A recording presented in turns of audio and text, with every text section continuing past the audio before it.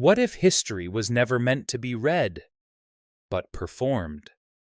What if the most pivotal moment in American history, the assassination of Abraham Lincoln, was not simply an act of political violence, but the final scene of a carefully orchestrated performance, played out on a stage long before the audience even realized they were watching? In the mid-19th century, America was a nation in turmoil, a nation divided by war, ideology, and identity. But beneath that surface, something else was quietly taking shape. From the grand theaters of New York to the intimate stages of Washington, a different kind of power was emerging, one that did not rely on armies or elections, but on narrative, symbolism, and spectacle. The world of 19th century theater was not merely entertainment. It was influence. It was messaging. And perhaps it was control. The official story is simple. Abraham Lincoln, the 16th President of the United States, led the nation through its darkest period, the Civil War. On April 14, 1865, he attended a play at Ford's Theater in Washington, D.C. That night, John Wilkes Booth, a well-known actor and Confederate sympathizer, entered the presidential box and shot Lincoln. Booth then leapt onto the stage, reportedly shouting words of defiance, before escaping into the night. Days later, he would be found and killed, bringing an end to the manhunt and sealing his place in history as one of the most infamous figures of all time. It is a story told countless times, a tragedy, a turning point, a moment that changed the course of a nation. But what if that version of events is only part of the truth? Because when we begin to examine the deeper context, the people involved, the institutions surrounding them, and the strange coincidences that seem to connect everything, we are faced with a narrative that feels far less random than we have been led to believe. Consider John Wilkes Booth. He was not an obscure extremist operating in the shadows. He was one of the most recognizable faces in America, a celebrated actor from the most famous theatrical family of the 19th century. His performances were attended by elites, politicians, and even Lincoln himself. He moved freely between cities, between audiences, between circles of influence. And yet, according to the official narrative, this highly visible figure was somehow able to plan and execute one of the most consequential assassinations in American history without raising serious suspicion. How is that possible? The deeper we look, the more unsettling the connections become. Booth did not act alone, not just in the sense of co-conspirators, but in the sense of context. His entire life unfolded within a system that revolved around performance. His father, Junius Brutus Booth, was one of the most famous actors in the world, a man whose name, even at birth, carried echoes of ancient Rome. Junius, Brutus, names tied to rebellion, to betrayal, to the fall of empires. And according to his own words, his life was not entirely his own. He once stated that he had been directed, guided, by what he referred to as controllers, a term that appears repeatedly in historical print, always capitalized, as if referring to something far more significant than mere influence. Who were these controllers?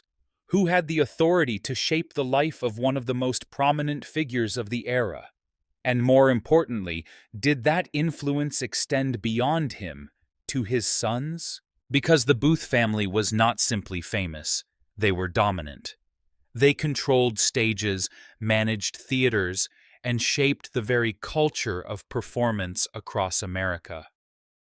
Their names were known in every major city.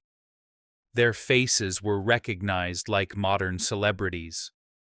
And within that world, theater itself was evolving into something far greater than storytelling. Theaters were becoming centers of power, places where the elite gathered, where ideas were spread, and where narratives could be crafted and reinforced before a captivated audience. The Winter Garden Theater in New York, for example, was not just an architectural marvel with its grand Roman-style design and massive dome. It was a hub of influence. It hosted gatherings of high-ranking freemasons. It attracted the wealthiest members of society.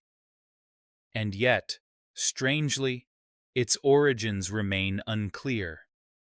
No definitive records of who truly funded or constructed it exist. It simply appeared, fully formed, as if it had always been there. And then there is the matter of timing. In November of 1864, at the height of the Civil War, the three Booth brothers, John Wilkes, Edwin, and Junius Jr., performed together on stage for the first and only time. The play was Julius Caesar, a story centered on the betrayal and assassination of a powerful leader by those closest to him. It was a one-night-only performance, held in the Winter Garden Theater, attended by the elite, and sold out almost immediately despite unprecedented ticket prices. On the surface, it was a theatrical event, but in retrospect, it begins to look like something else entirely. A rehearsal, a symbolic act, a script being introduced before it would be carried out in reality. Because just 4 months later, that story would repeat itself. Not in Rome, but in Washington. Not on a stage, but in a presidential box. And not as fiction, but as history. This is where the lines begin to blur. Between actor and assassin, between stage and reality, between story and truth. Because when Booth leapt onto the stage after firing the fatal shot, witnesses claimed he recited lines from the very play he had performed months earlier. The same words spoken by Brutus after betraying Caesar. Words that transformed an act of violence into something theatrical, something symbolic, something scripted. And if that was the final act, then the question becomes unavoidable. Who wrote the script? Because behind the actors, behind the theaters, behind the carefully constructed narratives, there are always those who remain unseen, those who design the stage, who choose the roles, who guide the story from beginning to end. The controllers, the patrons, the architects of history itself. As we begin this investigation into hidden history, into the strange connections between theater, power, and one of the most significant events in American history, we must consider a possibility that challenges everything we think we know. That history is not merely recorded, it is performed. That the past is not simply remembered, it is constructed. And that sometimes the most important truths are not found in what we are told, but in what we are shown. Because if this was all just a coincidence, then it is one of the most extraordinary coincidences ever recorded. But if it was not, then we are not looking at history. We are looking at a stage. To understand how a moment like the assassination of Abraham Lincoln could exist within such a strange and interconnected web of theater, influence, and timing, we must first return to the official narrative, the version of history that has been accepted, taught, and repeated for generations. According to conventional accounts, The mid-19th century in America was defined by rapid expansion, political tension, and ultimately, civil war. By 1861, the nation had fractured into two opposing sides, the Union and the Confederacy, each driven by fundamentally different visions of the future. Over the next 4 years, the country would be consumed by conflict, culminating in Union victory in 1865. Just days after that victory, on April 14th, President Abraham Lincoln attended a performance at Ford's Theater in Washington, D.C., seeking a brief moment of relief after years of war. That night, he was assassinated by John Wilkes Booth, a Confederate sympathizer who believed he was striking a blow against tyranny. This is the official story. Clean, linear, understandable. But even within this accepted version, there are details that begin to feel misplaced. Details that do not quite align with what we would expect from such a monumental event. For instance, John Wilkes Booth was not an unknown radical acting in isolation. He was one of the most famous actors in the country, part of a theatrical dynasty that dominated American stages. His father, Junius Brutus Booth, had been internationally renowned, and his brother Edwin Booth was arguably the most celebrated actor of the era. By the 1860s, the Booth name was synonymous with prestige, talent, and influence. It was not uncommon for families across America to display portraits of the Booths in their homes, much like modern audiences might idolize film stars or public figures. In a time before mass media, theater was the dominant form of storytelling, and actors were among the most visible and influential individuals in society. This alone raises an important question. How does a man so widely recognized, so deeply embedded within elite circles, manage to plan and execute the assassination of a sitting president without immediate suspicion? Booth was not hiding in the shadows. He was performing on stages, traveling openly, interacting with audiences, and maintaining connections with some of the most prominent figures of the time. In fact, Abraham Lincoln himself was known to enjoy theater, and had attended performances featuring Booth and his family. This was not a distant relationship. It was proximity, familiarity. And yet, according to the official narrative, no one saw it coming. The deeper we explore the historical context, the more layers begin to emerge. Theaters in the 19th century were not simply places of entertainment. They were social hubs, gathering points for the wealthy and the influential. They were spaces where ideas could be introduced, where narratives could be reinforced, and where public perception could be subtly shaped. In cities like New York, Philadelphia, and Washington, theaters were among the most important cultural institutions. And at the center of this world stood figures like the Booth family, whose reach extended far beyond the stage itself. Consider the Winter Garden Theater in New York, established around 1850. Officially, it was built as a venue for performance, a place to showcase talent and entertain the masses. But historical descriptions paint a different picture.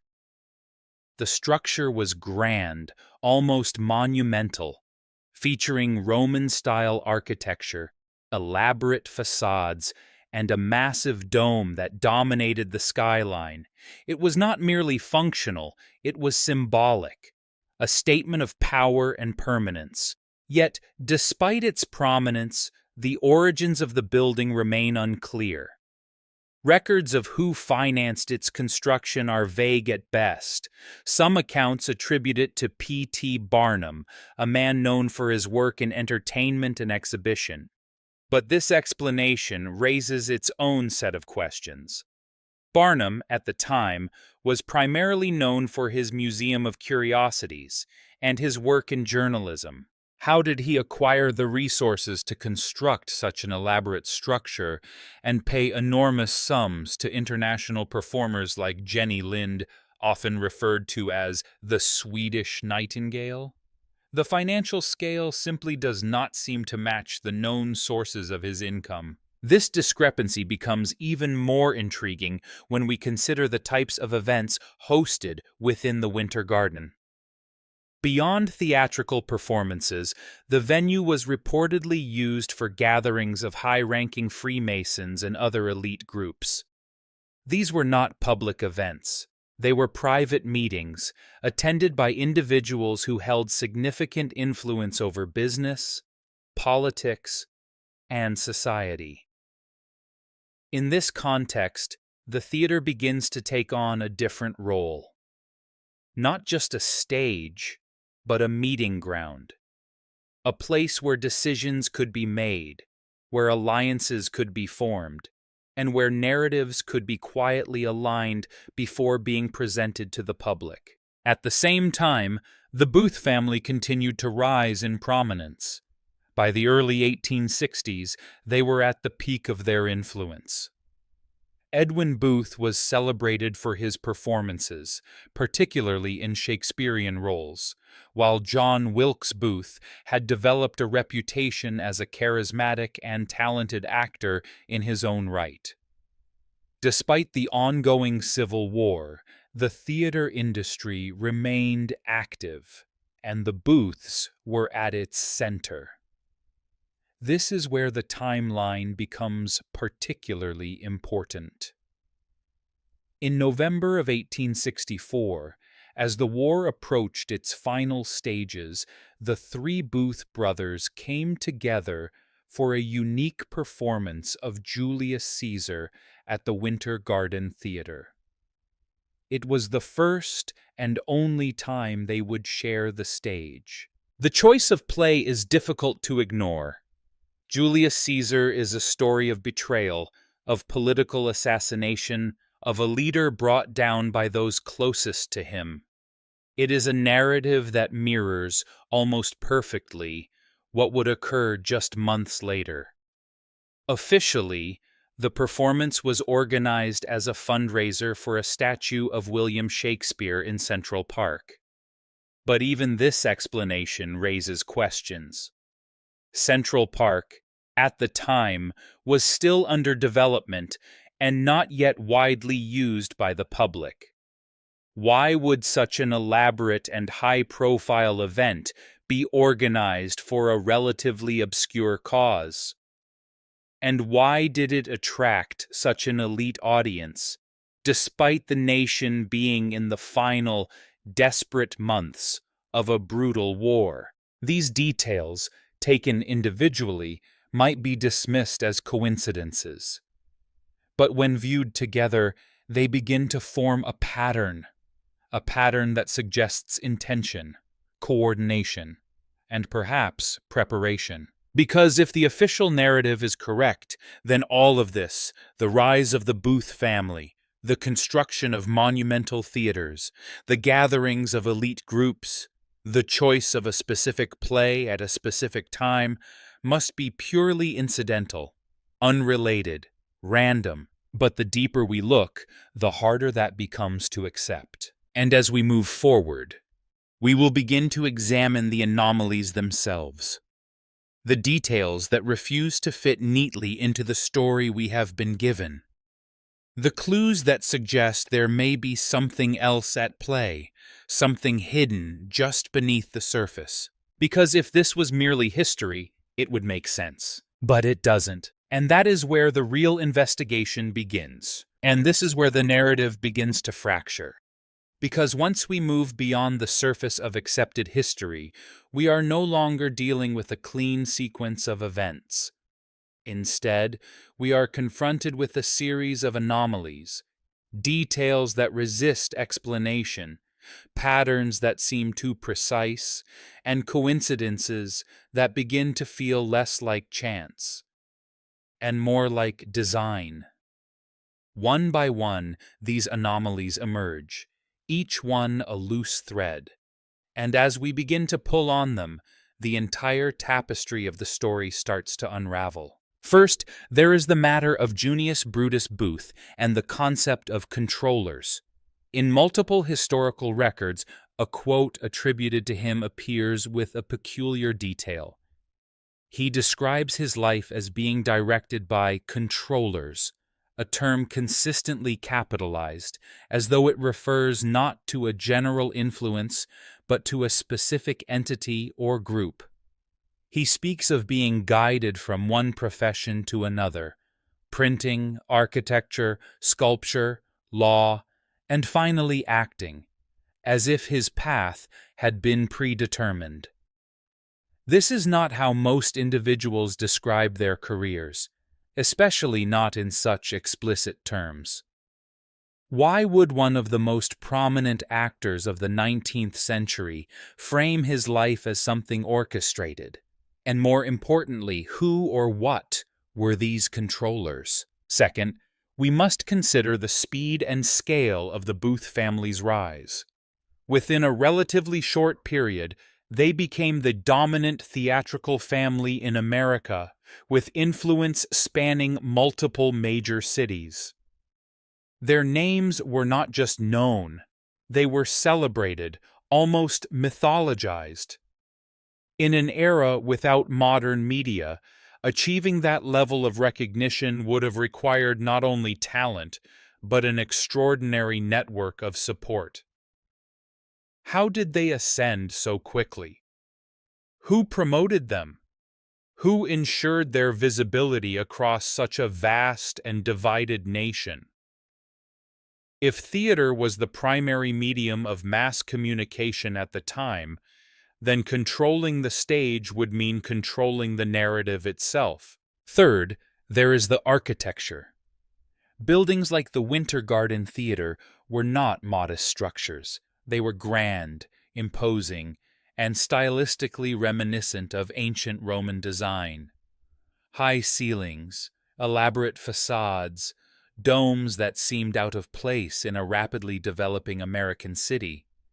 These were not the kinds of buildings one would expect to appear without extensive planning, resources, and expertise. Yet, records of their construction are often incomplete or contradictory. Some accounts attribute the Winter Garden to P.T. Barnum, but the scale of the project raises serious questions. How does a man known primarily for exhibitions and newspapers finance such a monumental structure? And why does the building's design reflect an architectural tradition far older than the country itself? Fourth, the financial inconsistencies surrounding Barnum and his ventures present another layer of mystery. It is documented that he paid enormous sums to performers like Jenny Lind, amounts that, when adjusted for modern value, reach into the millions. At the same time, he was involved in constructing and managing large venues, expanding his operations, and maintaining a public persona that suggested boundless resources. Yet, there is little clarity on where this wealth originated. If we follow the money, as many investigators suggest, we are led not to clear answers, but to further questions. Was Barnum merely a showman, or was he operating within a larger system of patronage and influence? Fifth, the role of secret societies cannot be ignored. The Winter Garden Theater was reportedly used for gatherings of freemasons, individuals who, historically, have held positions of power and influence across various sectors of society. These meetings were not publicized. They were not part of the theater's advertised function. And yet, they occurred within the same walls, where performances were staged for the public. This duality, public spectacle on one level, private coordination on another, suggests that the theater may have served multiple purposes. What decisions were made in those rooms? What narratives were agreed upon before they were presented to the audience? Sixth, the dominance of the Booth family within this environment becomes increasingly significant. They were not just participants in the system, they were central figures. Managing theaters, performing lead roles, interacting with elite audiences, they were embedded at every level. And yet, despite this visibility, their actions often defy expectation. Consider John Wilkes Booth. According to the official narrative, he was a staunch supporter of the Confederacy, openly critical of the Union and its leadership. And yet, he continued to perform in northern cities among Union supporters without being ostracized or silenced. In a time of intense political division, how does a figure with such outspoken views maintain popularity and access? The contradiction is difficult to reconcile. Seventh, we return to the event that seems to sit at the center of everything, the performance of Julius Caesar in November of 1864. 3 brothers, 1 stage, 1 night only. The play itself, a dramatization of political betrayal and assassination, mirrors the events that would unfold just months later. The timing is precise, the symbolism is unmistakable, and the circumstances surrounding the performance raise further questions. Tickets were sold at unprecedented prices, yet the theater was filled to capacity. The audience consisted largely of wealthy Union supporters, gathered in a single location during a time of war. And during the performance, fires were reportedly set in surrounding buildings, with smoke entering the theater. Some accounts suggest that the audience was instructed to remain inside, reassured that the building's construction would protect them. Why would such a risk be taken? And who would benefit from such a scenario? Eighth, the assassination itself introduces perhaps the most striking anomaly of all. When Booth leapt onto the stage after shooting Abraham Lincoln, witnesses reported that he recited lines from Julius Caesar, the very play he had performed months earlier. This is not a typical reaction in a moment of chaos. It is theatrical, deliberate, as if the act itself was not merely an assassination, but a performance, a reenactment of a script that had already been introduced to an audience. Ninth, Booth's behavior leading up to the assassination is filled with contradictions.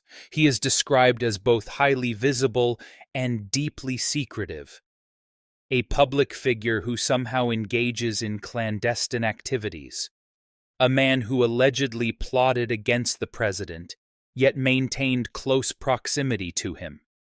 He attended events, interacted with influential individuals, and even entered Ford's theater with apparent ease.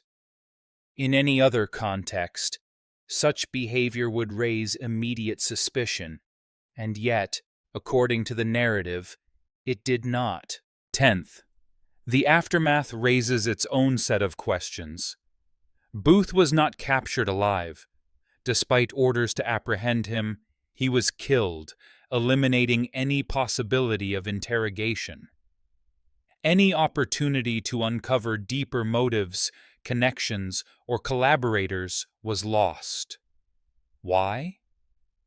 Was this simply the result of circumstance, or was it a convenient resolution to a situation that might have revealed too much? And finally, there is the matter of Lincoln's death and what followed. His funeral was not confined to a single location. It became a traveling event, moving through multiple cities, drawing massive crowds, and generating significant revenue. It was, in many ways, a spectacle, a national performance of mourning. And while grief was undoubtedly genuine, the scale and structure of the event suggests something more organized, more deliberate. Each of these anomalies, on its own, might be dismissed, but together they form a pattern that is difficult to ignore. A pattern that suggests coordination, intention, and perhaps even authorship. Because when history begins to look like a script, we must ask ourselves a simple question. Are we observing events, or are we watching a performance? And if it is a performance, then who is directing the play? If we treat these anomalies not as isolated curiosities, but as interconnected signals, a different picture begins to form. One that suggests structure beneath the surface, like a hidden framework supporting everything we have been told. The deeper we move into this investigation, the more it begins to resemble the process of assembling a vast and intricate stage production. Every element has its place. Every role is defined. Every scene follows a sequence. And when viewed from the right angle, the chaos begins to resolve into pattern. Let us begin with timing. The timeline itself is remarkably precise. In 1776, the founding of secretive organizations in Europe coincides with the birth of a new nation across the Atlantic. Just 2 decades later, in 1796, Junius Brutus Booth is born in London, carrying a name that directly references one of the most famous political betrayals in history. By the early 1820s, he relocates to America, bringing with him not just talent, but influence, an influence that would soon expand through his children. By 1850, the Winter Garden Theater emerges in New York, a structure that appears almost fully realized, both architecturally and culturally, as if it had been placed rather than built. And then, in 1864, the 3 Booth brothers perform Julius Caesar together for the first and only time. 4 months later, in 1865, Abraham Lincoln is assassinated. The sequence is clean. Too clean.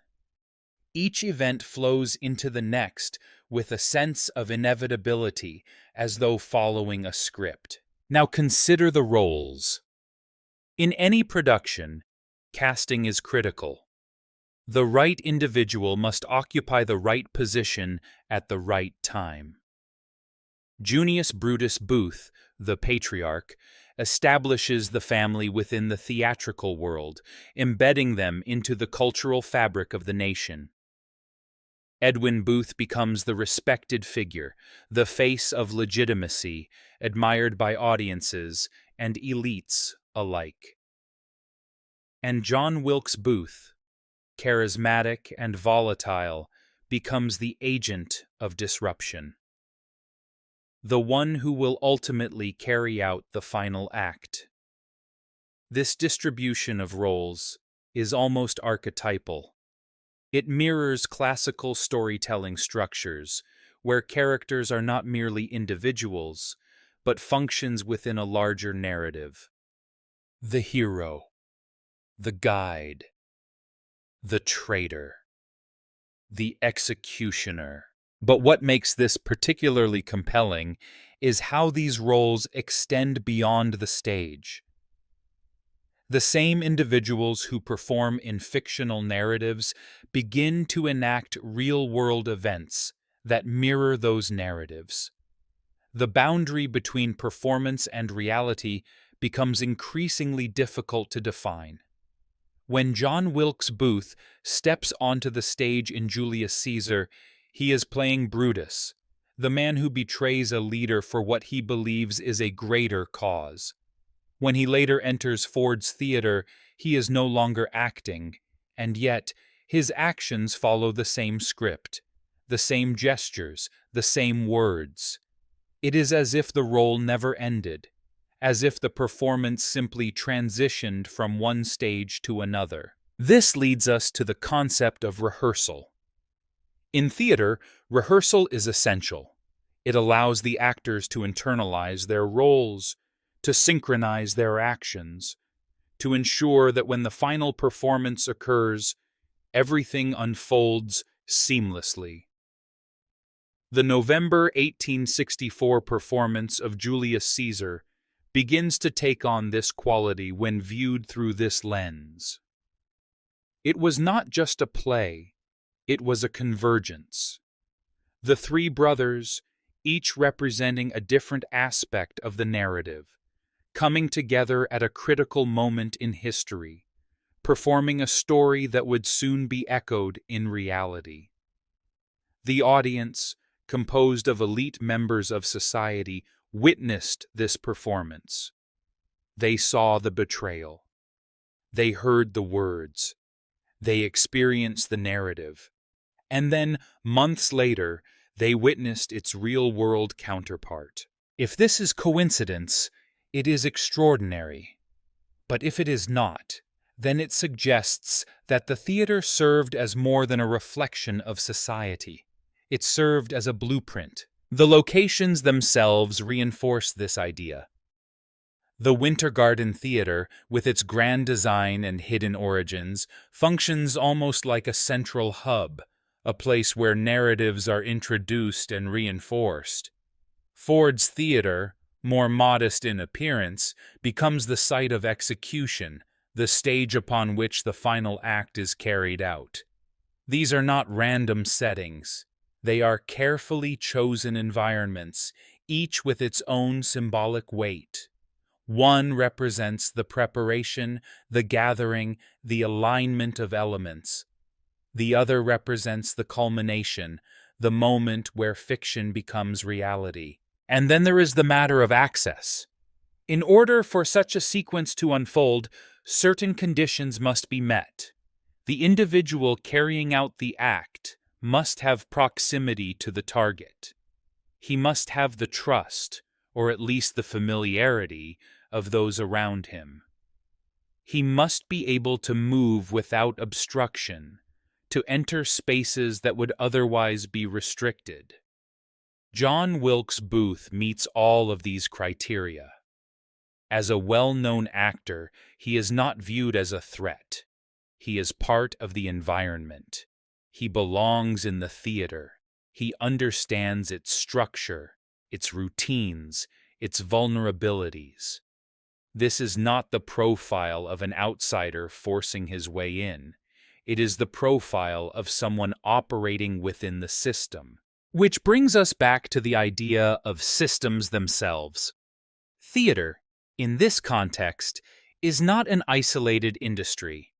It intersects with politics, with finance, with social hierarchy.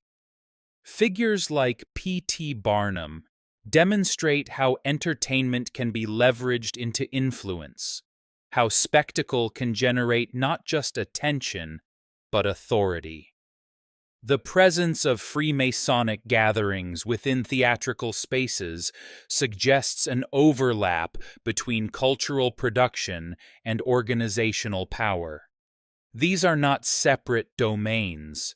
They are interconnected layers of a larger structure. As we begin to connect these dots, a pattern emerges, not just of events, but of intention.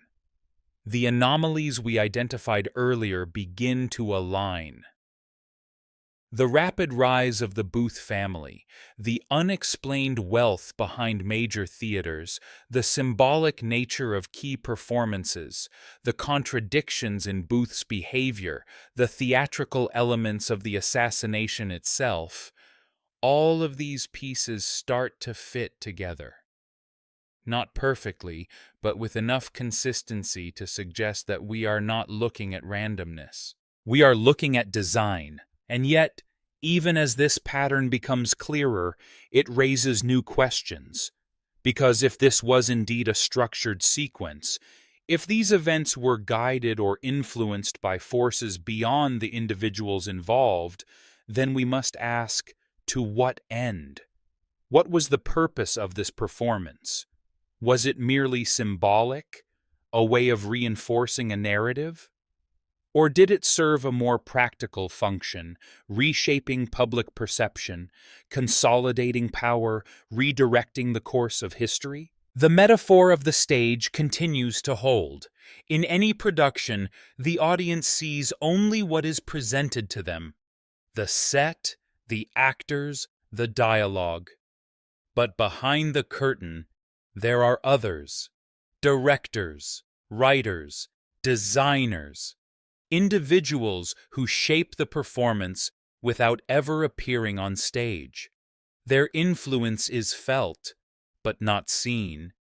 Their decisions determine the outcome, but their presence is hidden. If we apply that metaphor here, then the question becomes unavoidable. Who was behind the curtain? Because the deeper we dig, the more it feels as though we are not just uncovering anomalies, but approaching a revelation. And when that revelation comes, it may not simply change how we view this moment in history. It may change how we view history itself. And so, after tracing the timelines, examining the roles, and connecting the anomalies, we arrive at a point where a single, unavoidable question begins to surface, one that cannot be ignored any longer.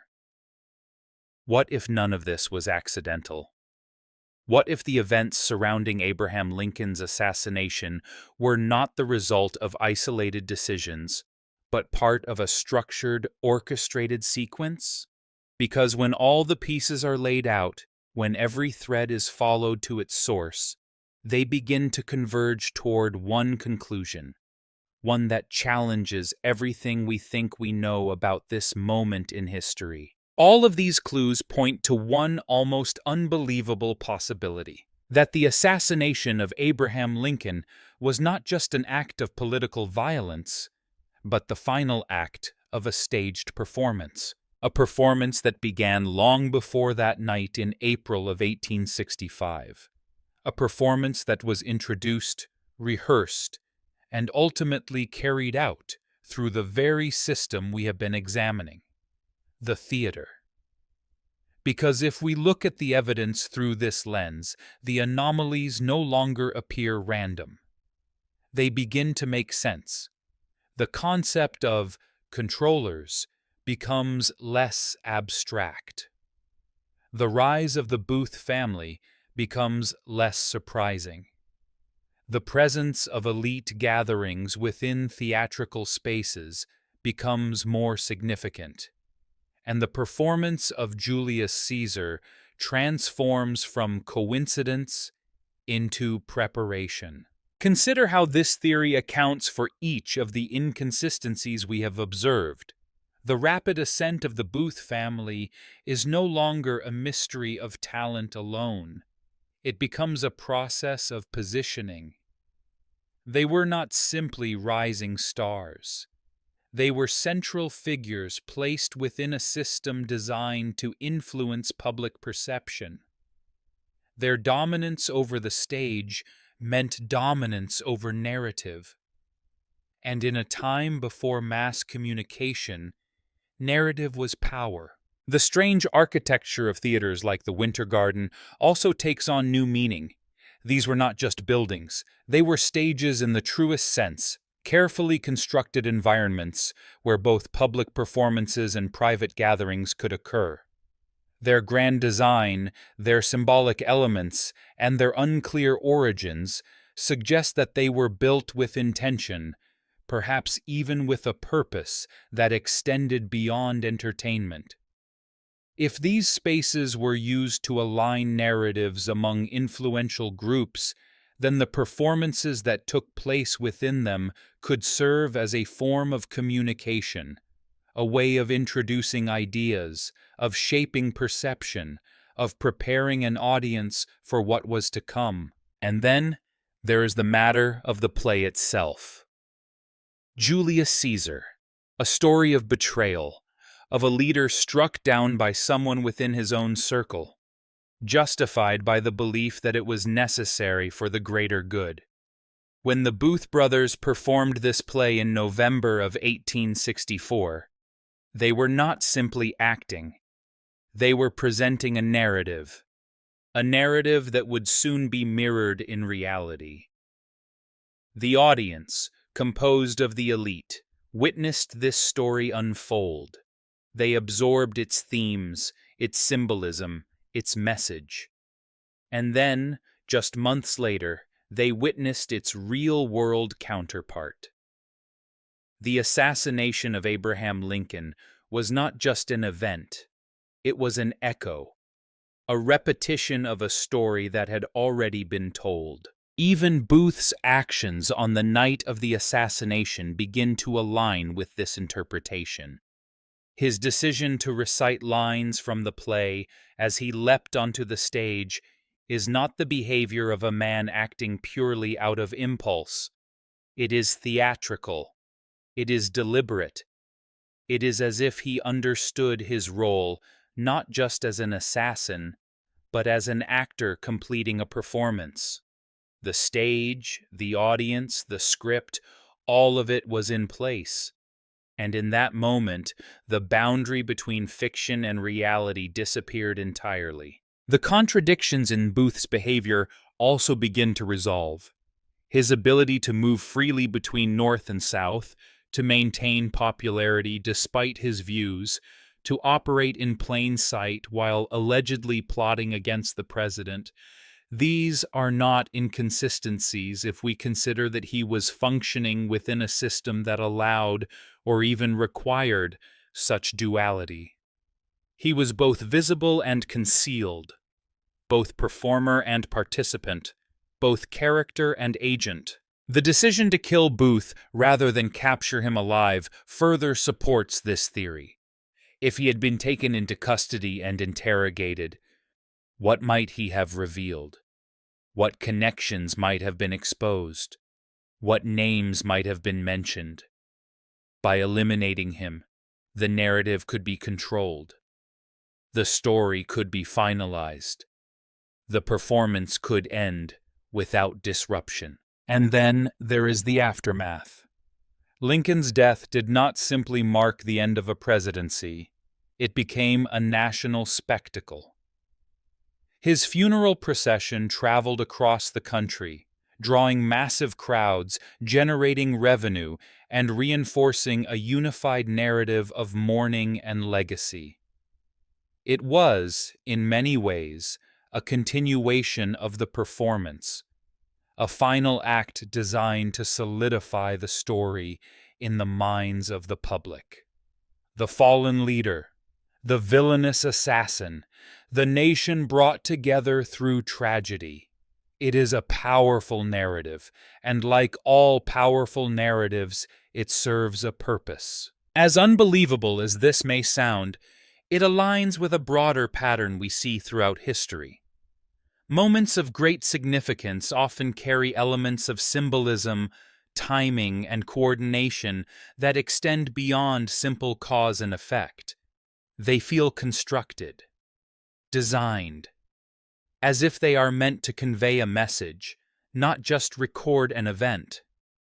And if that is the case, then we must consider the possibility that what we are looking at is not just history, but narrative engineering. This does not mean that the events did not occur. Lincoln was assassinated. Booth did fire the shot.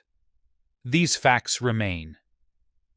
But the context in which they occurred, the sequence leading up to them, the roles played by those involved, the environments in which they unfolded, may not be as organic as we have been led to believe.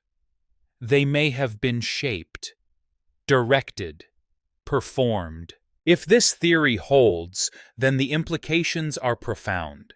It suggests that the theater was not merely reflecting society, but actively shaping it. That the stories told on stage were not just entertainment, but preparation, and that the line between performance and reality is far thinner than we have ever imagined. Because in the end, a performance is only as powerful as the audience's belief in it. And if an entire nation believes in the story being told, then the performance becomes history. But even now, one question remains. If this was a performance, then who was the audience truly meant to convince? And perhaps more importantly, who was directing the play? At this stage, a natural question arises, one that any careful observer would ask. If this theory is to be taken seriously, where is the evidence? Is there anything beyond patterns, coincidences, and interpretations that can support the idea that these events were part of something more structured? Because skepticism is not only expected, it is necessary.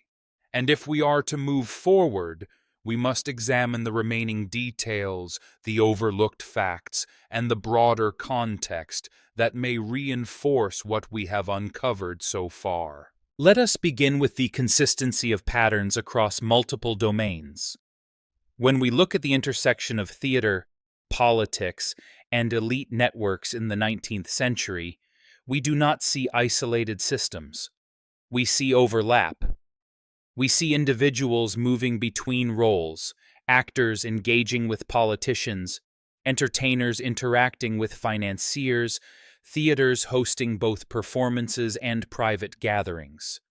This is not speculation, it is documented behavior. The theater was not a fringe element of society, it was central to it. It was where people gathered, where ideas were shared, and where influence could be exercised in a subtle yet powerful way. Now consider the role of Freemasonry and other secretive organizations. While their exact influence is often debated, their presence in key locations and among influential individuals is well established. The fact that theaters like the Winter Garden were used for meetings suggests that these spaces were trusted environments, places where discussions could occur away from public scrutiny. If narratives were being aligned or coordinated, these would be the ideal settings. Not in government buildings, where records are kept and oversight exists, but in cultural spaces, where the line between public and private is more fluid. We can also examine the broader use of symbolism in historical events. The repetition of themes, betrayal, sacrifice, leadership, appears not only in theater, but in political rhetoric and public ceremonies. The assassination of Abraham Lincoln, when viewed through this lens, fits into a larger pattern of symbolic acts. A leader is removed at a moment of transition. The event is framed in a way that reinforces a particular narrative.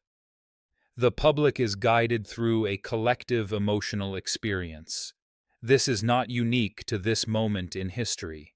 It is a recurring structure, one that appears in various forms across different cultures and time periods. Another point to consider is the logistical feasibility of the official narrative. John Wilkes Booth is said to have acted with a small group of conspirators, coordinating movements, securing access, and executing a complex plan in a highly visible environment. While not impossible, it is statistically unlikely that such an operation could occur without broader awareness or support, especially when the central figure is not anonymous but widely recognized. The success of the plan, combined with the lack of immediate intervention, raises questions about how much was known and by whom. Furthermore, the decision to eliminate Booth, rather than capture him alive, remains a critical detail.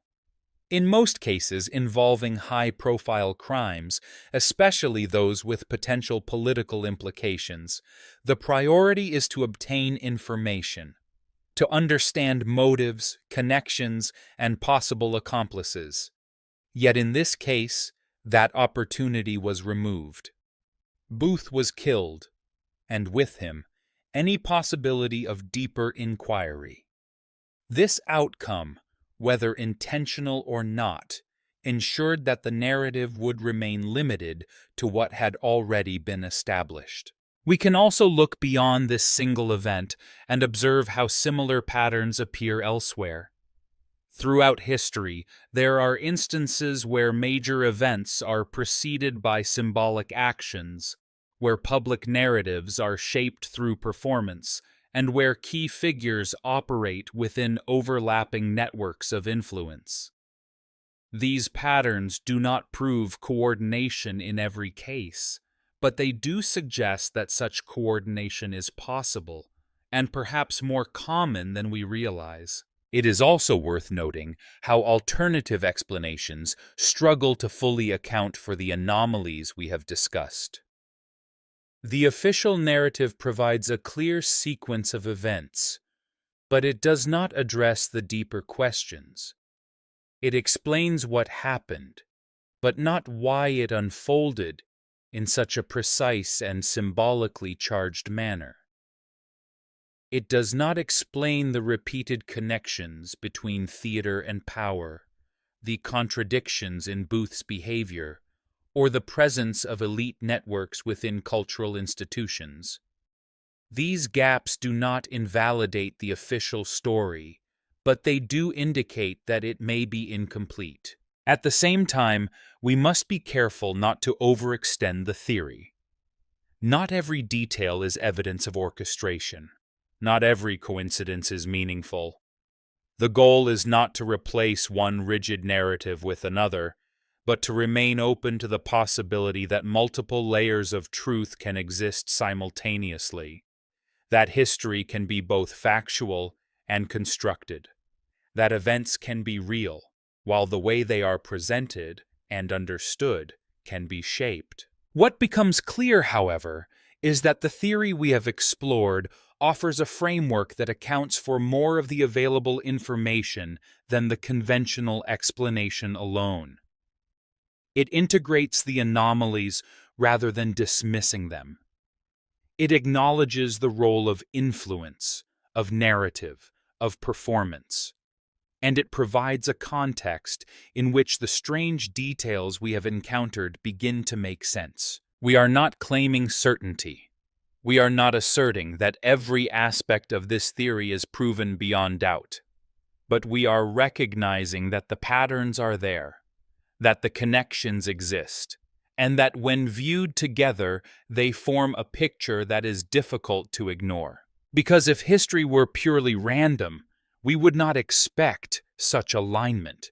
We would not expect such repetition of themes, such precision of timing, such consistency of roles, and yet that is exactly what we see. Which brings us to a quiet but powerful realization that perhaps the question is not whether this was orchestrated, but whether we have been taught to see it any other way.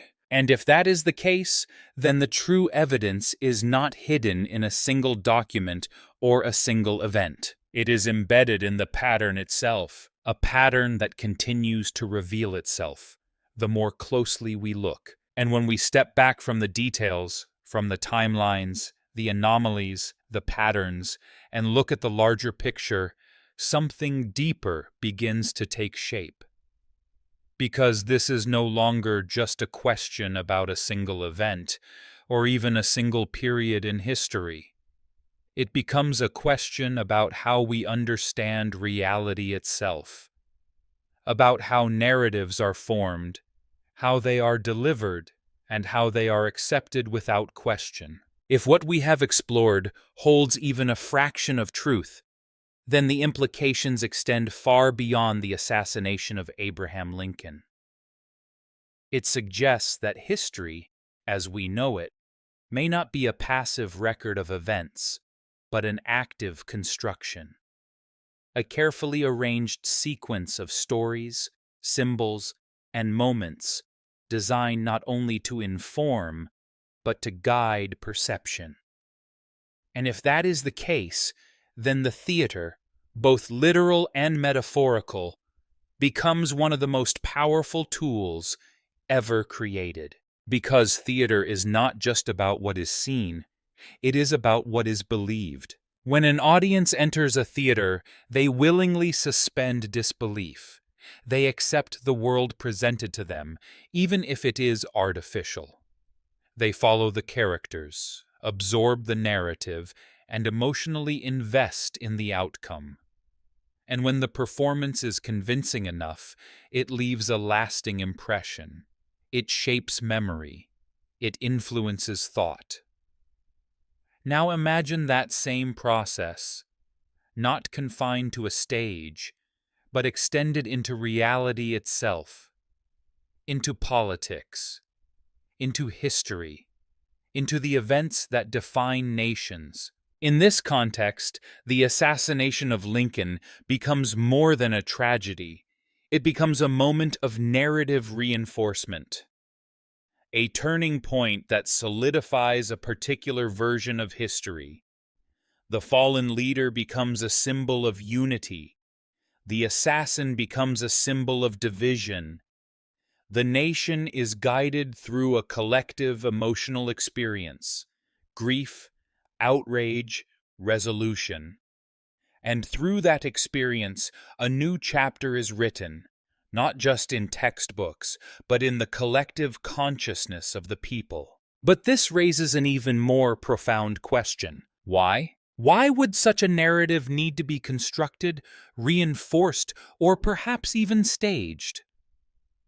One possible answer lies in control. In any society, the ability to shape perception is one of the most valuable forms of power. If you can influence how people understand events, you can influence how they respond to them. You can guide decisions, justify actions, and maintain stability. In times of uncertainty or transition, this becomes even more critical. A clear, emotionally compelling narrative can unify a population, direct attention, and prevent chaos. Another possibility is that these narratives serve to obscure something else, that beneath the surface of widely accepted history, there are deeper truths, truths that may be too complex, too disruptive, or too inconvenient to be widely known. By presenting a simplified, coherent story, those deeper layers can remain hidden, not erased, but overshadowed. And over time, as generations pass, the original complexity fades, leaving only the narrative that was chosen to endure. This idea is not entirely foreign. We see it in mythology, in folklore, in the way ancient cultures preserved their histories through stories that blended fact and symbolism. We see it in modern media, where events are framed, edited, and presented in ways that influence interpretation. The difference here is scale. If the theory we have explored is correct, then this process is not limited to isolated cases. It is systemic, embedded within the very structure of how history is recorded and remembered. There is also an emotional dimension to consider. Discovering that history may not be as straightforward as we believed can be unsettling. It challenges our sense of certainty. It forces us to reconsider what we have been taught, what we have accepted, and what we have taken for granted. But it also opens the door to a deeper understanding, to a more nuanced view of the past. One that acknowledges complexity, ambiguity, and the possibility that multiple layers of truth can coexist. And perhaps that is where the real value lies. Not in definitively proving or disproving a single theory, but in expanding our perspective. In recognizing that history is not a fixed narrative, but a dynamic process. That it is shaped not only by events, but by interpretation. by storytelling, by the choices of those who record it, and the beliefs of those who receive it. The metaphor of the stage returns once more. If history is a performance, then we are not just observers. We are participants. We are the audience, yes, but we are also the ones who carry the story forward, who repeat it, who teach it, who embed it into culture. And in doing so, we become part of the performance itself. But unlike a traditional audience, we have the ability to question what we see, to look beyond the surface, to ask why certain stories are told in certain ways and what might lie beneath them. This is not about rejecting history. It is about engaging with it more deeply, about being willing to explore the spaces where certainty gives way to curiosity. Because in those spaces, something remarkable can happen. We begin to see connections that were previously invisible. We begin to recognize patterns that once seemed random. We begin to understand that the past is not just something that happened, but something that was shaped. And if that is true, then the story is not finished. Because the stage is still there, the audience is still watching, and the next act may already be unfolding. All we have to do is look closely enough to see it. We began with a simple question, one that at first seemed almost speculative, even improbable. What if history was not merely recorded, but performed? What if one of the most defining moments in American history, the assassination of Abraham Lincoln, was not only an act of violence, but the culmination of a carefully structured narrative, introduced, developed, and ultimately executed like a stage production? And as we have moved through this investigation, piece by piece, pattern by pattern, that question has transformed. It has deepened. It has expanded. And perhaps most importantly, it has refused to disappear. Because what we have uncovered is not a single anomaly, but a network of them. A sequence of events that, when viewed in isolation, may appear coincidental, but when viewed together, begin to suggest something far more deliberate. The rise of the Booth family, embedded within the most influential theatrical system of the 19th century. The emergence of grand, unexplained architectural spaces like the Winter Garden Theater, serving not only as venues for performance, but as gathering points for elite networks. The financial inconsistencies surrounding figures like P.T. Barnum, whose reach extended far beyond what his known resources would suggest. The symbolic power of the play, Julius Caesar, performed at a precise moment in history, mirroring events that would soon unfold in reality. And finally, the assassination itself, carried out within a theater, by an actor, in a manner that echoed the very script he had performed months before. Each of these elements adds a layer. Each layer adds weight, and together they form a structure that is difficult to dismiss. We are not claiming that every detail is known or that every connection is fully understood, but we are recognizing that the narrative we have been given may not be complete, that there are dimensions to this story, contextual, symbolic, structural, that extend beyond the official account, and that when we begin to explore those dimensions, we are not just revisiting history, we are reinterpreting it. This does not diminish the reality of what occurred. Abraham Lincoln was assassinated. A nation mourned. A chapter ended, and another began. These truths remain. But the way those truths are framed, the way they are presented, and the way they are remembered, those are not fixed. They are shaped, influenced, and perhaps, in some cases, designed. If history can be influenced in this way, then it becomes something more than a record. It becomes a medium, a platform through which ideas are communicated, values are reinforced, and perceptions are guided. And in that sense, the theater becomes more than a metaphor. It becomes a mechanism, a system through which narratives are not only told, but lived. So where does that leave us? Perhaps with a sense of uncertainty, but also with a sense of possibility. Because once we begin to question the surface, we open the door to deeper understanding. We allow ourselves to explore the spaces between what is known and what is assumed. We become active participants in the process of discovery rather than passive recipients of information. And that is where the real journey begins. Because this investigation does not end here. The patterns we have observed are not confined to a single event or a single era. They echo through time, appearing in different forms, in different contexts, in different stories. And each time they appear, they invite the same question. Is this history or is this performance? If you've made it this far, then you are already part of that investigation.